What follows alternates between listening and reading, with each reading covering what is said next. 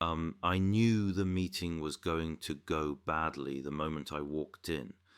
You can always tell the room has that smell of burnt paperwork and judgment. Everyone's sitting a little too straight, trying to look morally superior. It was the Council of 13. 13 because apparently 12 wasn't sanctimonious enough. They started right in. One of them told me I was only supposed to have one apprentice, maybe two, but certainly not 15. I said that was old data. I had 17 now. Someone actually snapped the wand in half. Another one shouted, "Where did I get 3 more?" I told them. They showed up and asked what I was supposed to do. Put up a sign saying "No magical children." I sat down in the chair in the middle of the room. It's not magical, just uncomfortable and symbolic of my bad decisions. Broderick, of course, was already reading my thoughts. I said hello to him silently and told him I was capitalizing random word in my head, just to annoy him. He hates that.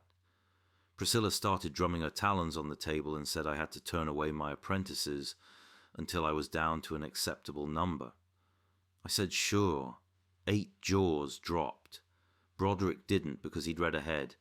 I explained that as soon as another wizard volunteered to take each one I turned away, I'd be happy to comply.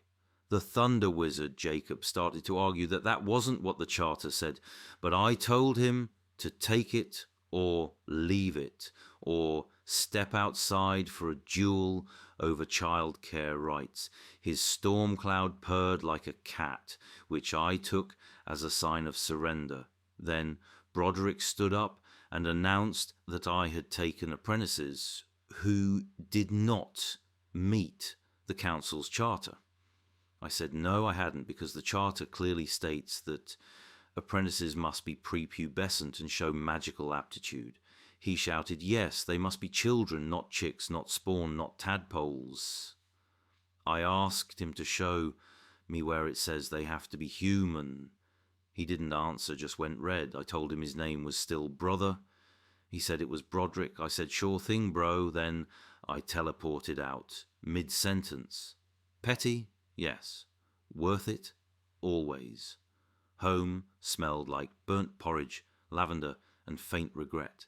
The tower is part fortress, part treehouse, and entirely held together by tea stains and spite. I have 17 apprentices now, 2 mere children, 3 goblins, 1 baby dryad, a spectral fox who insists she's enrolled for moral support, and a dragon tadpole named Kevin. Kevin sneezes fire. I've stopped buying curtains. Morning roll call is mostly shouting until the explosions stop. Tadpoles first, humanoids second, shapeshifters wherever they currently are. Silence is never a good sign. If it's quiet, someone's rewritten gravity again. Little Grix, the goblin, discovered duplication last week. Now there are 8 of him, and they all think they're the original. Mera, the merchild, studies in the bathtub, and once conjured a current so strong the rubber ducks emigrated. Juno the dryad blossoms when embarrassed. I once had to give her a talk about adolescence and ended up watering her out of guilt. The council thinks it's about numbers and rules and quality control. It isn't. It's about children nobody wanted, scared little miracles who turned a shed into a mushroom and got thrown out for it. You can't tell them no. You just make tea and hope they don't turn the kettle sentient again. I'm not running an academy. I'm running a halfway house for miracles. Broderick came to inspect the tower last week. 5 minutes in, he stepped on an enchanted toadstool and spent the afternoon singing the national anthem backwards in frog. Honestly, it was the best rendition I've ever heard. I sent him home with cookies that explode at random. Call it curricular enrichment. Everyone thinks being a wizard is about power. It isn't. It's paperwork and caffeine, and trying very hard not to let 17 small disasters learn fireball at once.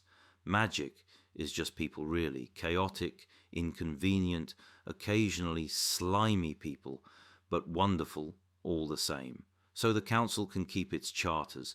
I'll keep the door open for whoever knocks. Gills, roots, extra eyeballs, All welcome. Of course, that's the broom again. It's joined the furniture rebellion. Third uprising this month. The chairs are demanding longer lunch breaks. Anyway, 17 apprentices, 1 tower, and no curtains. The council calls it chaos. I call it family, also chaos.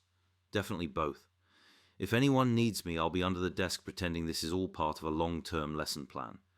17 kids, 1 overworked wizard, not a single quiet moment.